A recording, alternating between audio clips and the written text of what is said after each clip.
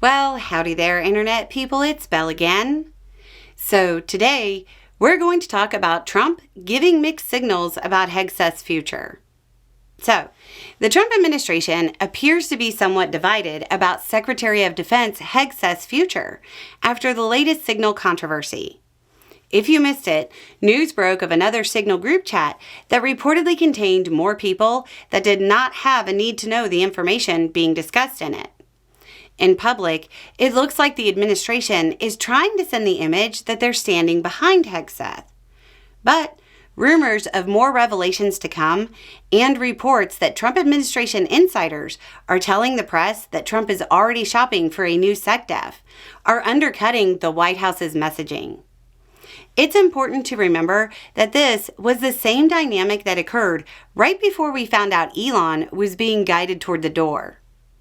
The short version of the internal dynamics at the White House, according to reports, is that the White House is simultaneously telling the press that Hegseth is great and they'll keep him around, and also actively looking for his replacement.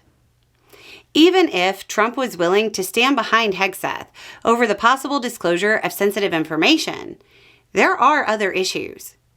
A former Defense Department spokesperson just published an op-ed describing Hegseth's Pentagon as being in, quote, full-blown meltdown.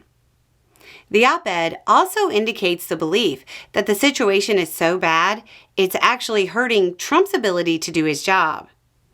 There's been a wave of people leaving the Pentagon, and now you have Republicans in the U.S. House of Representatives saying it might be a good idea for Hegseth to be replaced. Representative Don Bacon, who's kind of a big deal Republican in the House Armed Services Committee, said that Republicans were uneasy with Hegseth to begin with, but the events since his confirmation have made them downright nervous. Representative Bacon said, quote, "I like him on Fox, but does he have the experience to lead one of the largest organizations in the world? That's a concern." Bacon tried to be diplomatic, saying he wasn't in the White House and he wouldn't tell the White House how to do things, but then said, quote, "I wouldn't tolerate it if I was in charge." A bit of background on Bacon might be important here. He might be especially concerned about the Signal chats that disclosed information about combat flights, because before Representative Bacon was Representative Bacon, he was General Bacon of the United States Air Force. Beyond his military experience, he also understands that adversarial nations conduct intelligence operations against the communications of prominent political figures.